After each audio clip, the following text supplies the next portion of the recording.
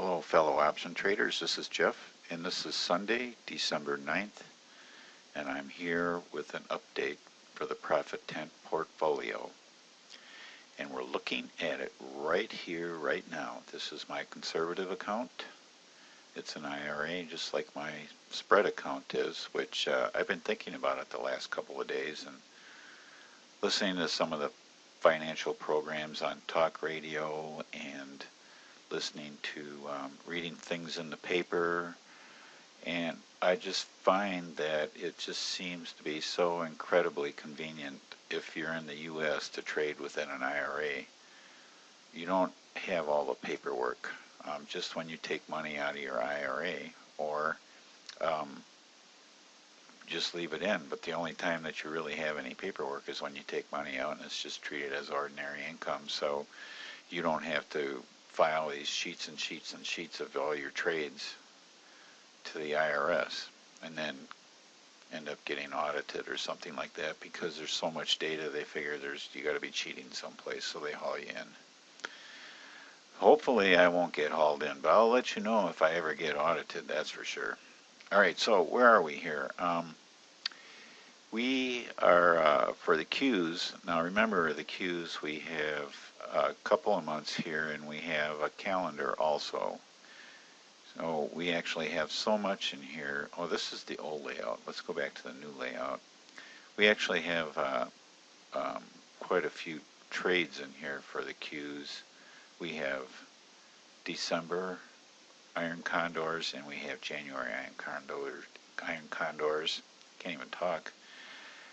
Plus we have our insurance policy, which is down here, and that's this calendar, which is almost totally worthless at this point, but still it's there just in case something happens between now and, well, how far away are we? Let's take a look.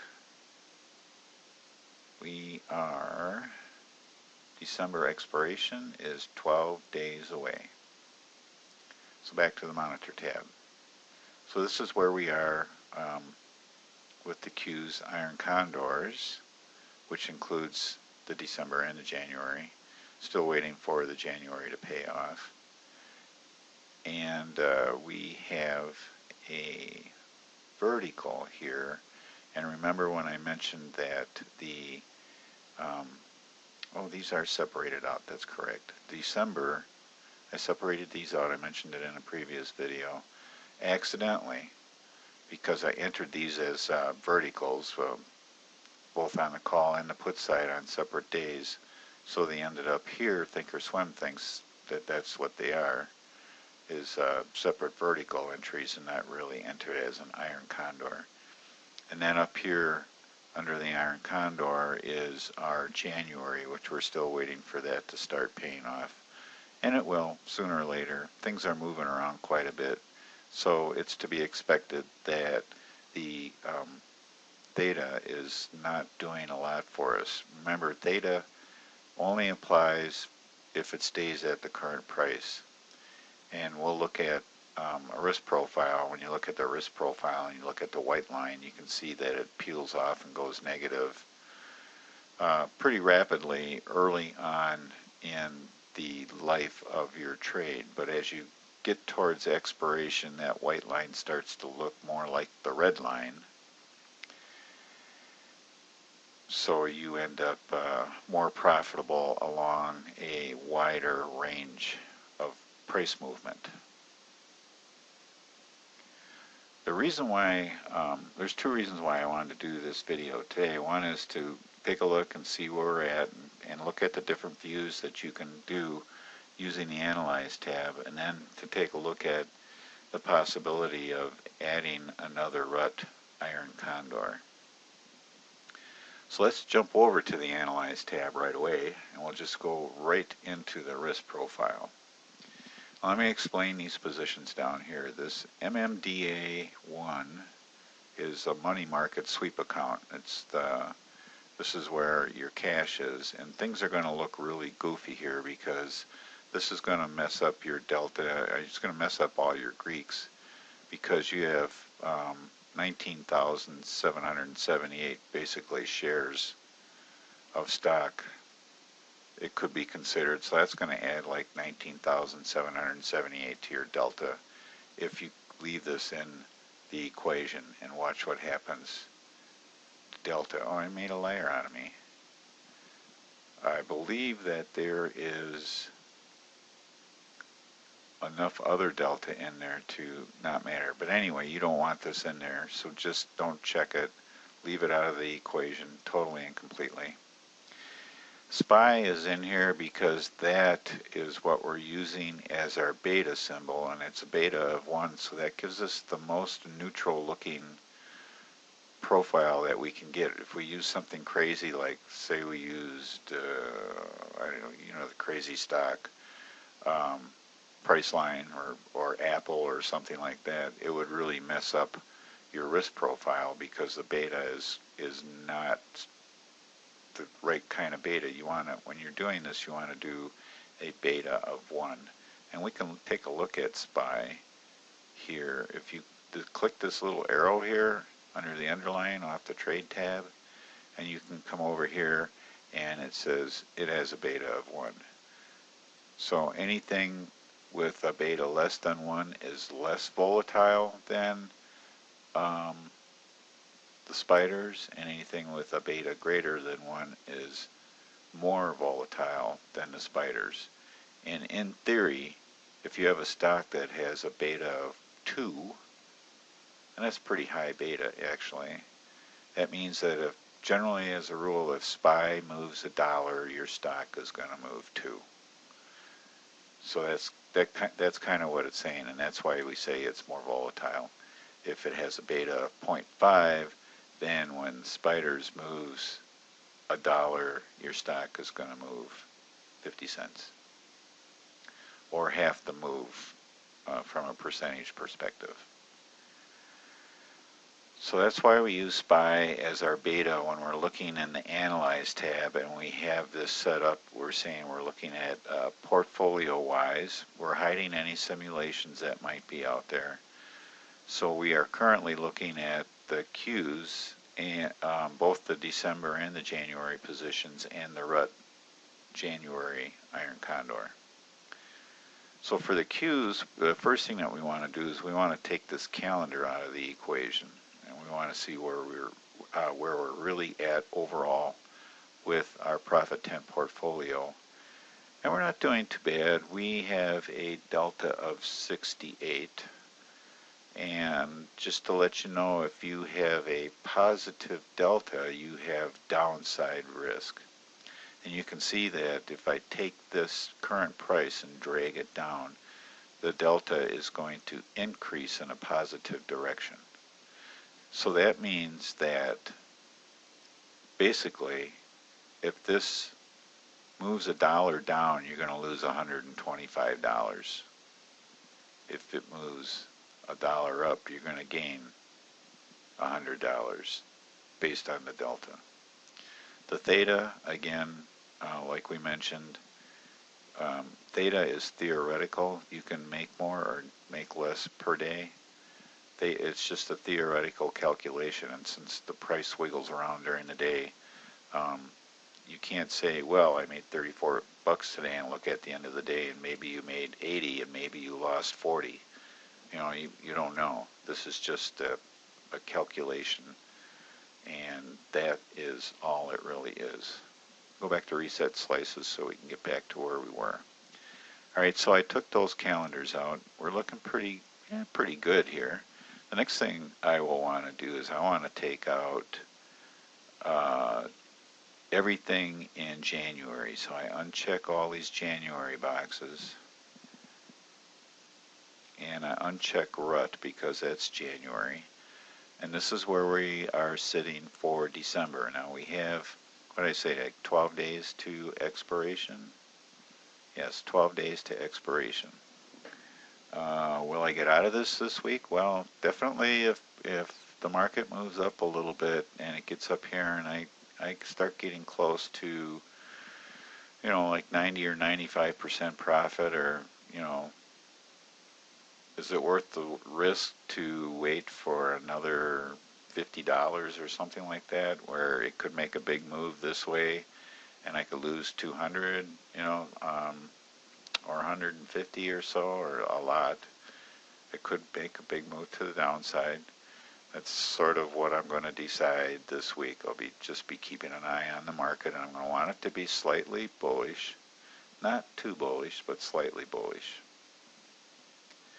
The next thing, so I'll be watching it this week, and we'll see how the market moves. If it starts a slide and I think it's going to continue, I may just get out of the whole December position.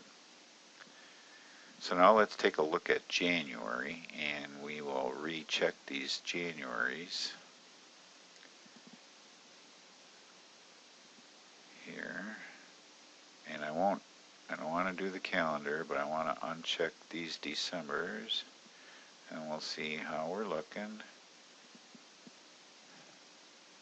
Alright, there's something a little goofy going on there. That I ended up with this, that shouldn't be there.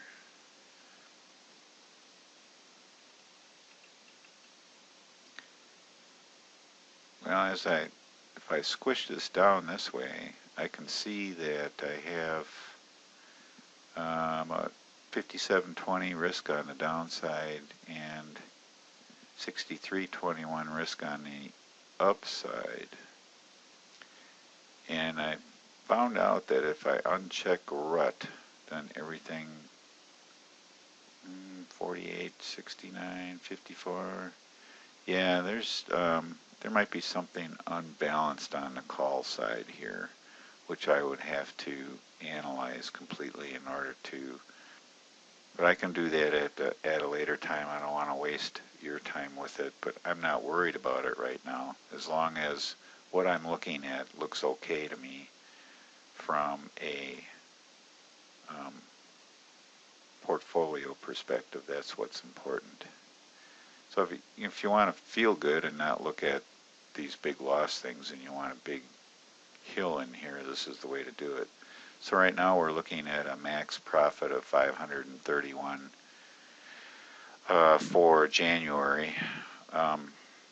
We like to make a little bit more than that, so I think what we're going to do is we're going to add something. And we need to add back in the RUT positions here, and that brings us up to 679 max profit for the month. Let's take a look at our probability. Pick January 19th, and our one deviation based on the SPY here, because that's our beta symbol. One standard deviation is keeping us within the tent, and we're looking at if we look here, 15.8. So we are saying that there is a 84% chance that on the upside that we will expire out of the money, which is what we want, and at the standard deviation point, and about a 83% chance on the downside. So we kind of like that. We're okay with that. Reset our slices again, bring them back to normal.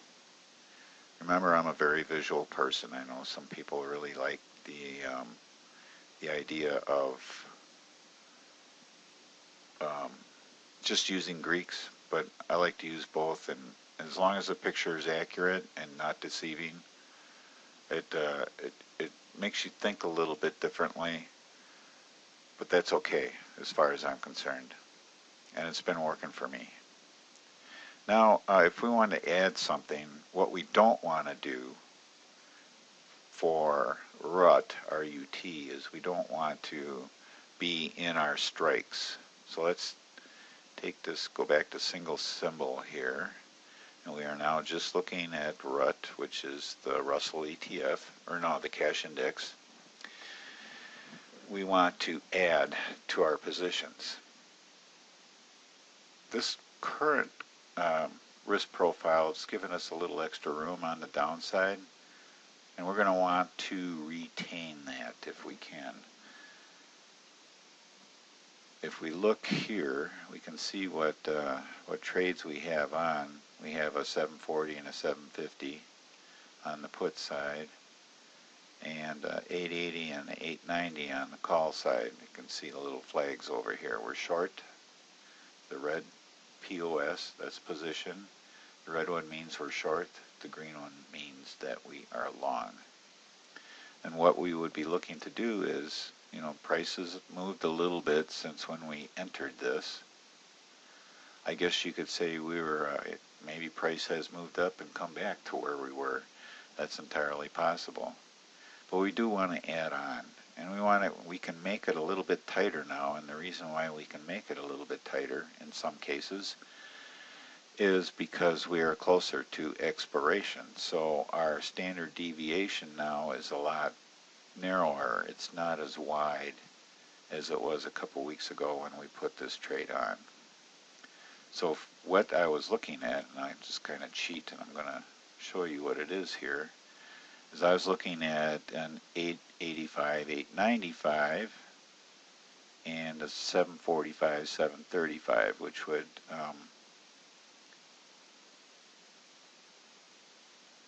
kind of nestle me in between these.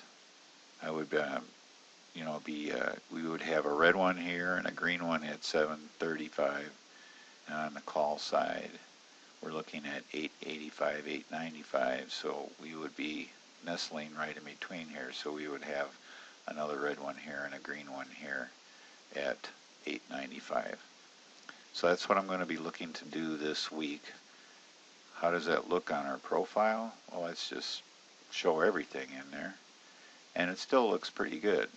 You can see that this corner is starting to round a little bit because we have multiple strikes. It's not just cut and dried. So this is going to start to round a little bit on both ends. But we're still well within our standard deviation, and we would still be within our 85%. And if you went out here to actual break even, and we could say set slices to break even on 118, so we would have a 92% probability on the downside and a 86% probability on the upside. So I'm going to be looking to do that Monday, Tuesday, maybe if the market pulls back a little bit, I might tweak these strikes. But the thing that I have to be careful about is I don't want to end up doing an iron condor where I would put a long in at 750 and end up buying this one back, because that would just be a waste of thing to do, and that would just, you know, ball everything up and make it very confusing. So I want to avoid these strikes here, especially reversing from a short 750 to a long 750. I don't want to do that, so I'm going to have to place my strikes around it, in between it, above it or below it, but not at it. Okay, is there anything else that I wanted to talk about here? I don't think so. Profit 10 portfolios has been working very good, so you might want to poke around on the blog and check out anything that has to do with the Profit 10 portfolio, all past posts. You can go over to the right and do a search on it. It's also a category, and you can just click on the category and you'll get all the posts related to Profit 10 portfolio and how it's traded and where I learned how to do it. So that's it for today. Thanks for watching. Have a great day and happy trading.